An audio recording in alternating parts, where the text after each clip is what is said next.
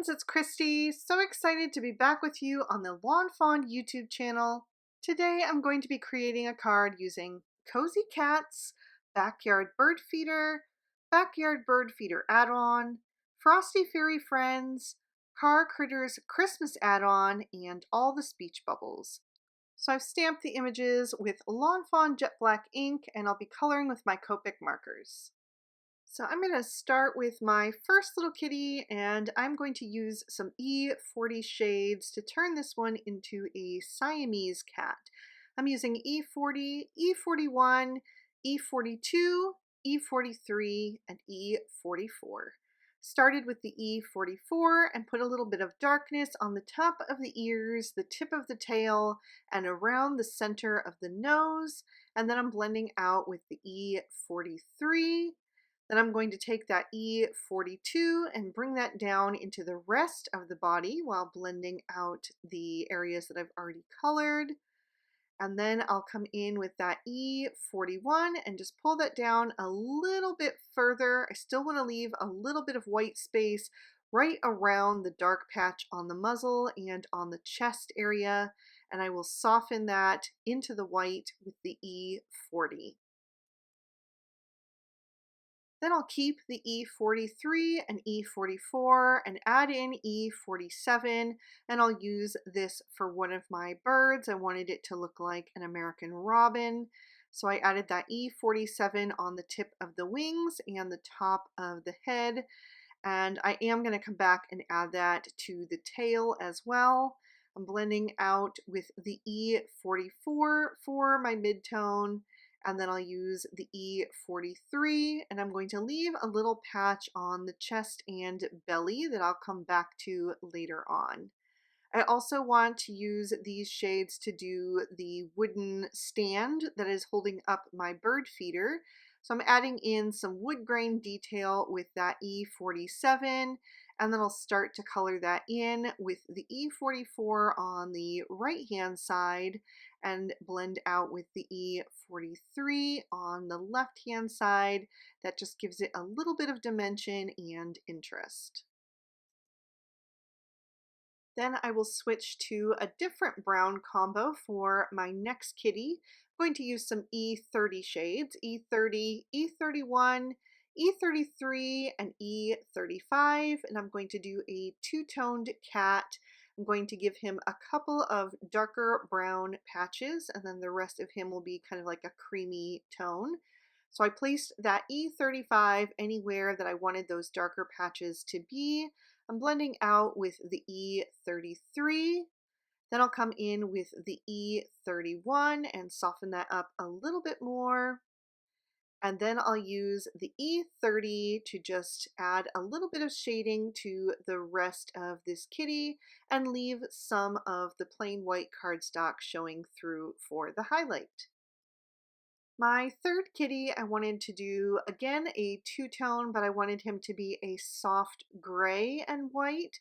So for the gray areas, I'm using T0, T1, and T3. Starting with the T3, I'm going to add a patch around each ear and coming into each eye. I'll leave a white strip down the center of the forehead. I'm also going to leave a white tip on the tail and also the belly area. So I'll blend out that T3 with the T1 and then soften with the T0. I'm also going to use these shades for one of my birds. I have some coloring charts sitting off to the side for myself to refer to. I like to stamp out a particular critter multiple different times and color it in different ways, and then I keep that in a little photo albums that I can refer back to it. So I do have 12 ways to color cats and 12 ways to color birds, and so I'm just referring back to that to kind of pick and choose my combos for today. I'm going to do the next little bird in some purple tones using V20, V22, V25, and V28. So I use the darkest three shades for the cap, wings, and tail, and then the lighter two shades on the body. I also left a bare area on the belly which I'm going to fill in with some pale pink shades. I'm actually going to use the same pale pink shades for all 4 of my birds just to kind of tie them together. I'm using R00 and R01. And I really liked how that looked, but it wasn't quite strong enough on the robin. It didn't look quite right to me. So I am going to bring in a 3rd shade in just a minute. So I'll finish up my last little bird, even though I haven't colored his feathers yet. I'm going to bring in the R02 on that robin, and then I just decided to throw a touch of that onto the other 3 as well, and then just blended that back out with the first 2 shades that I had used. I also wanted to use those purples for some of my accessory images. I wanted to go with some non-traditional Christmas colors for today, since it's still fairly early in the season and not quite Christmas time. Just kind of helps me kind of roll into the season a little bit better if I don't go straight in with traditional colors.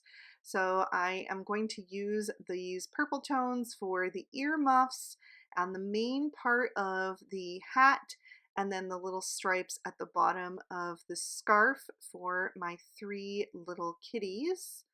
And then I'm going to switch to some blue tones. I'm using B000, B91, B93, B95, and B97. And I will color in my last little bird, starting with that B97 on the tail, wing, and cap. And then I will blend out with the B95 and then the B93. I threw in a little B91 and then a touch of that B000 right around the belly area. I'm also going to use the B91 and B000 to color in my snow. And I'll add a little color to the plexiglass window of my bird feeder, just keeping that really close to the edges and leaving the center white. Then I'll also bring in B99, and I took away that B000, and I'm going to use these shades for my birdhouse.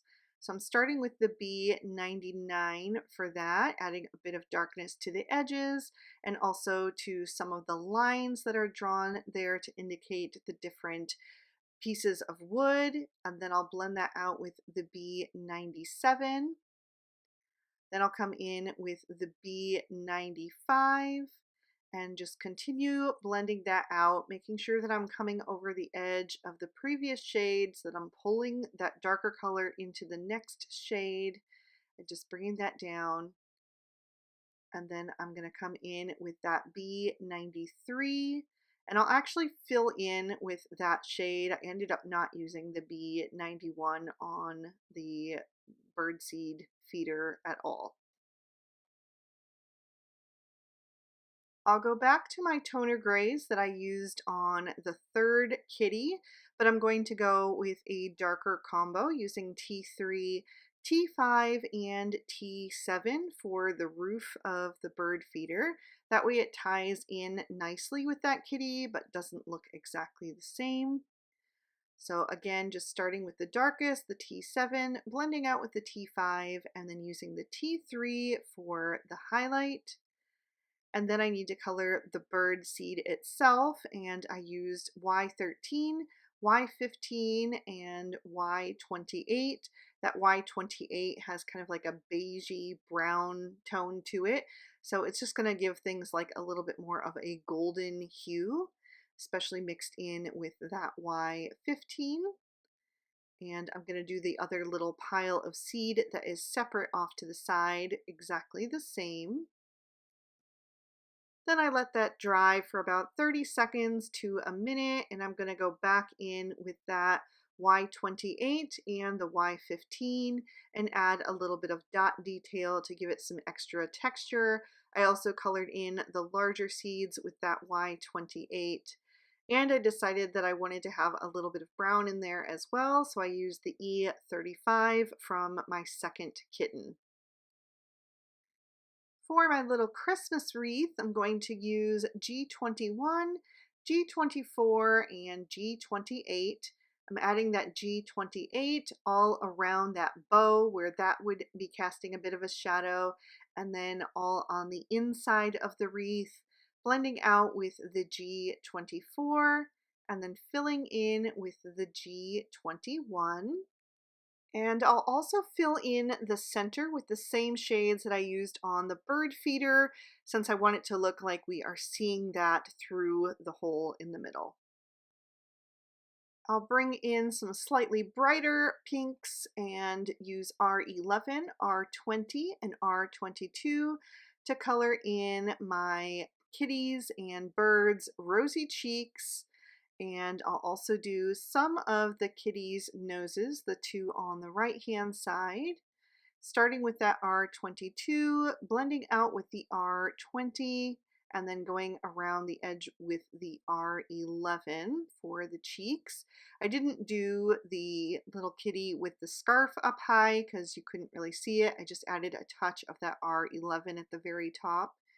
And then I'm also going to use these shades for some of the accessories. I'll do the mittens, the band and pom-pom on the hat, and then also the main part of the scarf, and of course the bow on our little Christmas wreath. Starting with that R22, blending out with the R20, and then I'll use that R11 for the highlight. So like I said, not really traditional Christmas colors, but I do have a touch of it in there with the green of the Christmas wreath. And then I'm just using this kind of salmony pink in place of red for the bow and the accessories. And then I'm going to bring in some YR04. I'll just color in all 4 little beaks for my birds and trim these images out with their matching dies. For my background, I started with a piece of Bristol smooth surface cardstock and trimmed that down with the largest of the small stitch rectangle stackables. And I'm going to create a little background on here using the cloudy stencil and some shaded lilac and speckled egg distress oxide ink. I'm going to blend the two together. I didn't want just the purple. I thought that might look a little bit too, unnatural on its own, but adding just a touch of that speckled egg in there almost makes it look like twilight is falling. And so I am just going to use both of those shades together.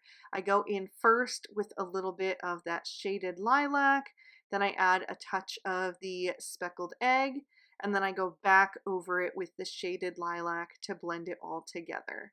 And then I'll just continue turning my stencil or flipping it over as needed to get a different cloud formation and moving my way down the panel. And I'll do that until I've got 4 different cloud sections on there. I'm going to do one last one there.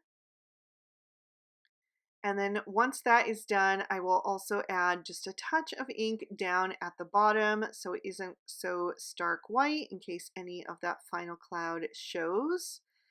I'm going to do some splatter detail using just the shaded lilac. I'll press that onto an acrylic block, add a bit of water to make it more fluid, and then I'm going to tap that off the edge with a thin paintbrush so I get a nice fine little spray of speckles. I'll set that aside to dry and bring in my next panel. I use the same stitch rectangle stackables, but then I also use the stitch hillside borders for the top edge, and I'm going to use just the speckled egg to give it a little bit of a frosty glow. Then I'm going to pull in some pattern paper. I'm going to use one from the new All the Sparkles 6x6 pad. And then I've also got a striped piece from last year that I ended up not using from the Candy Cane Lane 6x6.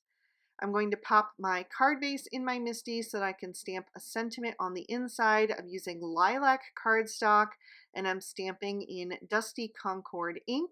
And I chose another one of the Sweet Kitties from the Cozy Kitties stamp set and Have a Perfect Holiday. Then I'm ready to start adhering everything together. I'm going to take the candy cane stripe and glue that to the front of my card with the glue tube. And then I'll take the blue and gold piece and add that across the center. And by themselves, it was kind of giving 4th of July, so I decided to add a little bit more of that lilac cardstock in the center to kind of break up that combo and also tie into the coloring and the background. So I'll add the background piece right over top of that, make sure it's on there nice and centered, and then I'm going to pop the snowdrift up with some Scotch 3M foam tape. So I'll just line up those bottom corners, press that into place, and then I can bring in my images. I'll begin laying down my scene with the pole of the bird feeder. I'm going to use liquid glue for the part that covers the snowdrift and then foam tape for the part that goes up into the sky. And then I've also added some foam tape to the back of my birdhouse. And then I realized as I was pulling off these release papers that I should have left a channel there for that popped up stand, because otherwise it's going to be 2 levels of foam tape and it's not going to be flat on either side. So instead I just trimmed down that pole. It just made it a little bit easier, and then I could pop that bird feeder up in the center of the card. Once I've got that placed, I can start to figure out the rest of my scene. I'm going to have 2 of the little kitties sitting down below the bird feeder and 1 sneaky little kitty sitting on top of it. So he's the one that has the scarf on because he's kind of trying to disguise himself up there, hoping that the birds won't notice. I'm also going to add a little bit of snow to the top of the bird feeder and also to the ledge where the kitty is sitting. And I'm going to add that little Christmas wreath right behind the kitty's ears. So I just tucked that in before I pressed that kitty firmly into place. Then I'll take the little purple bird and I'm going to have him sitting on the other end of the bird feeder, kind of looking over at that kitty like, who do you think you're fooling up here? And then I'll add a little pile of birdseed and another little bird down below. And once I see that I like how that is looking, I can commit to that and start gluing those items down into place. I just love these cats and birds together. I think they're such a natural little fit. So I thought this was just, a fun little humorous scene. No birds were harmed in the making of this card, and no kitties either. I'm going to add a little speech bubble that says, "What the peck," next to the little bird that is staring at the kitty. And then the kitty is going to get the happy holidays sentiment. I've got 2 more little birds that I'm going to have flying up above because they are also kind of trying to get the kitty to come down from his perch and leave them in peace to their seed. And then we've got 1 little bird down at the bottom, very nonchalantly eating his seeds because he just loves seeds and he's not bothered by those kitties anyway. Of course, this card needs a little bit of sparkle, so I'm grabbing my Stardust Stickles and adding that to all of the snow. I also dotted some into the bird seed. I'm going to put it on the pom-pom and brim of the hat, the earmuffs and the gloves, the stripes on the scarf, and also the bow on the Christmas wreath. And that is going to finish off this card. So I'll lift that up so you can see it in a bit more detail, give you another peek at the inside as well. I had so much fun mixing these stamp sets together, so I hope that you guys really enjoyed it too. If you did, please give the video a like and leave me a comment down below. I love to hear from you. And thank you so much for watching. I'll see you guys in the next one. Have an amazing day. Bye-bye.